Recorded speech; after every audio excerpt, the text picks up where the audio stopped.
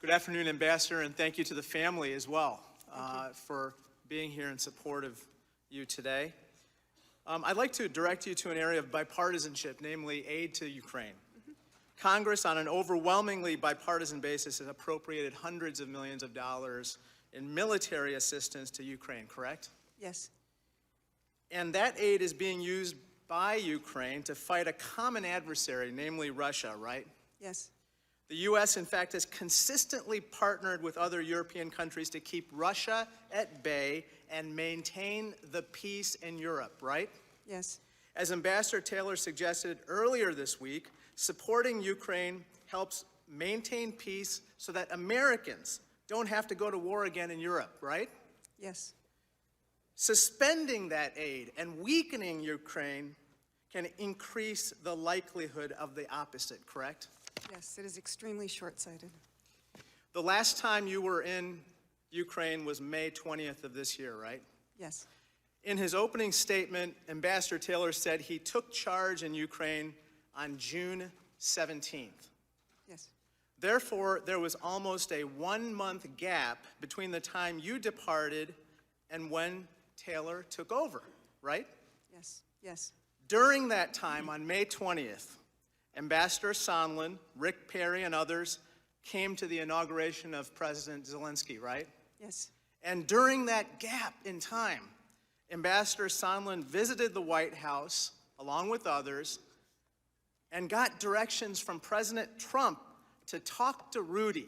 Those were his words. Talk to Rudy about what to do in Ukraine, right? That's my understanding. In other words, isn't it the case that your departure and the 1-month gap between the time you left and when Ambassador Taylor arrived provided the perfect opportunity for another group of people to basically take over Ukraine policy? Isn't that right? Yeah.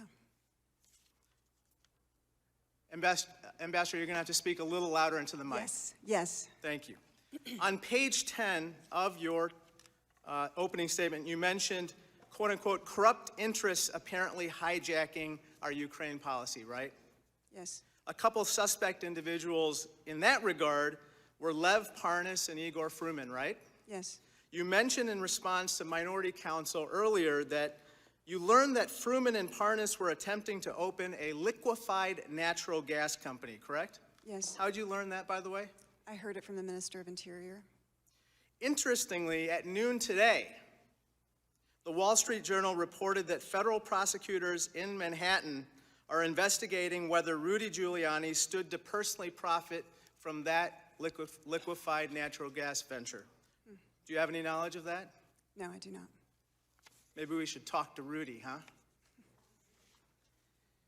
Ambassador, I'd like to direct you to another line of questioning that I had for Ambassador Taylor earlier this week. He said that there were irregular channels of diplomacy at work in Ukraine, circumventing normal diplomatic channels and threatening American interests in favor of private interests. I asked him the question, can you rule out the possibility that these irregular channels of diplomacy are being used in other countries where we conduct foreign policy? In response, he said that he could not rule it out. Ambassador Yovanovitch, I ask you, and I assume that you can't rule it out either, correct? I can't, but I would also add I have no knowledge of that. I understand. Are you concerned that these irregular channels of diplomacy may be at work elsewhere? I think it's a possibility. You testified that it was a quote-unquote dangerous precedent that private interests and people who don't like a particular ambassador could combine to replace that ambassador. Are you concerned that other ambassadors may suffer the same fate as you? Yes.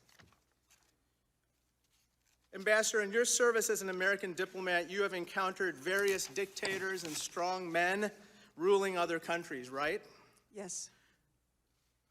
In your personal life, your parents fled the Soviet Union and Nazi Germany, and they became familiar with despots and dictators as well, correct?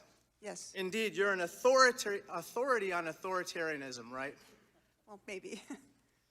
Is it a feature of authoritarianism to allow corrupt interests to hijack foreign policy?